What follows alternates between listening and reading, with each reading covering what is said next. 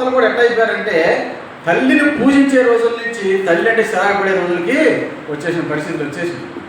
చాలామంది, అందరూ కాదు మరి అట్లా. కొంతమంది తల్లులు ముచ్చటగా ఉన్నారు ఇప్పుడు కూడా బిడ్డల విషయం. ఏదైనా సరే బిడ్డ బిడ్డ బిడ్డ బిడ్డ అనే బాగుంటుంటారు కొంతమంది. కానీ ఒక ఆయన మీ కోళ్ళకి ఉందమ్మా, మీ అబ్బాయి ఉన్నానంట.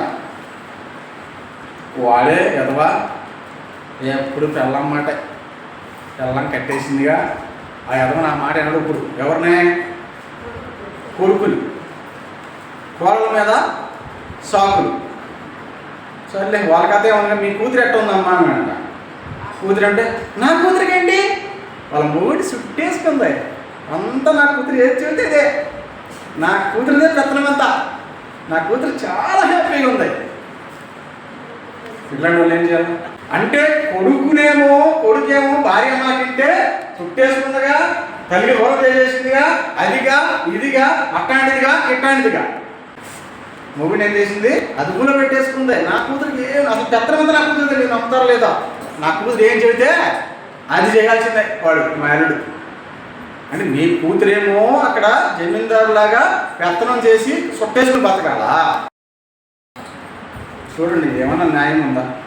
నేను అందుకే ఎప్పుడు ఋతు వాక్యం చెబుతాను, మీకు గుర్తుందో లేదో కదా. అత్త ఎప్పుడు కూడా కోడలను కూతురుగా చూస్తే, అత్త ఎప్పుడు కోడలను కూతురుగా చూస్తే, కోడలు అత్తని తల్లిగా చూసే భావం కూడా వస్తుంది. తల్లిగా చూస్తే ఆ రెండు కుటుంబాలను ఎవరు విడదీయలేదు. దేవుని స్తోత్రం కదండి. హల్లెలూయా, హల్లెలూయా.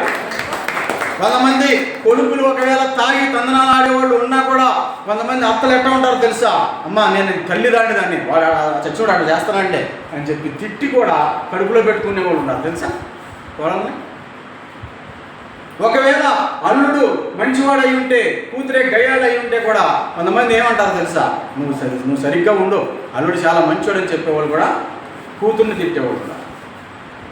నువ్వు కూడా అట్లా అమ్మ నన్ను కొట్టాడే అంటే, కొట్టాడా? నువ్వు ఉండేసేయకూడదు, నేను ఎట్టుకున్నావు, నేను తక్కువ దానిలే, నువ్వు ఎంత ఎట్ట ఉండేదాన్ని ఎక్కడ నువ్వు. ఇదేనమ్మా బిడ్డలే చెప్పేది. ఎంత ప్రమాదమైందో చెప్పాలి.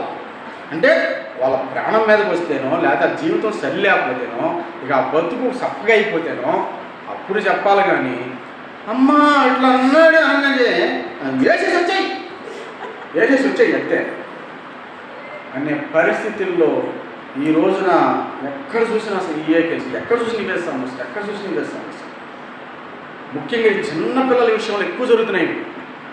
ఈ మధ్య కొత్తగా పెళ్ళిళ్ళు చేస్తారు చూడండి, ఆ పిల్లల విషయంలో ఎక్కువ జరుగుతున్నాయి. ఒక సంవత్సరం గడవట్లేదు, 6 నెలలు గడవట్లేదు,